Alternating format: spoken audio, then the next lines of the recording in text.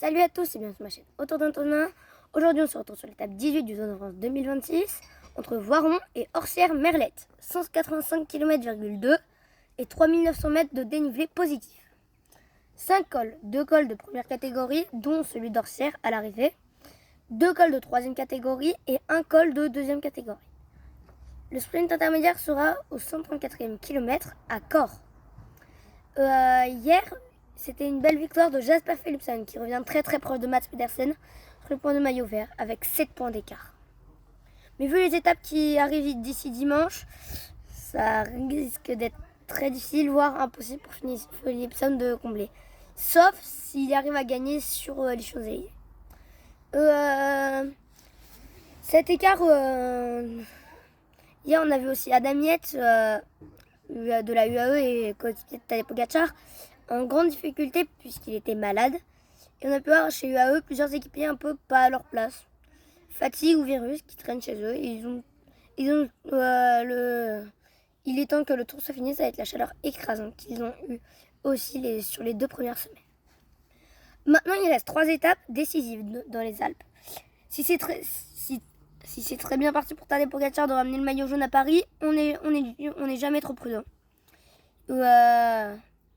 Les places suivantes sont un peu moins certaines, donc ça va rouler chez Decathlon pour Paul Sixas, 4e en général, mais aussi chez Red Bull pour Remco Evenepoel qui est 2e et qui ne veut pas se faire reprendre au général.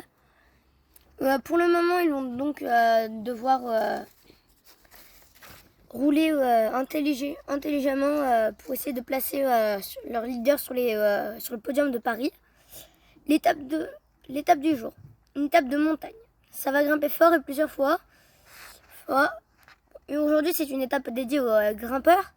Il va y avoir 2 camps aujourd'hui. Ceux qui vont vouloir rouler pour gagner l'étape et ceux qui vont essayer d'aller chercher les points de la montagne.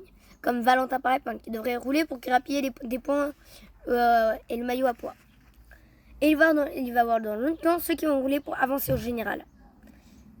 On va avoir plusieurs grosses difficultés avec par exemple la côte d'Angin, 11 km à 5,4%, puis la côte de Monténard, à 9,7 km à 5%. L'arrivée promet d'être sympa aussi puisque les coureurs vont arriver à Orsières-Merlette après 7 km 1 à 6,7%.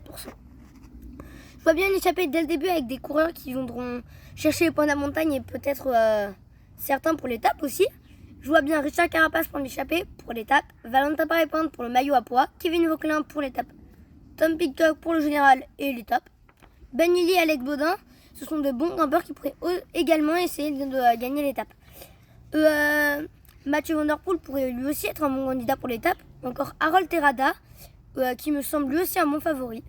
Et Ener Rubio, qui lui aussi est un favori pour l'étape. Je pense que Pogacar pourrait, selon la configuration de la course, tenter une attaque. Dans le col de Orsières-Merlette, mais il y a plus gros encore à chercher vendredi et samedi, donc il va peut-être juste rouler pour conserver sa place. La Decathlon devrait rouler pour Paul Sixas et essayer de le faire reprendre le maillot blanc et distancer Isaac Del Toro. UAE devrait rouler pour Tadej et pour protéger la 3e place de Isaac Del Toro et son maillot blanc.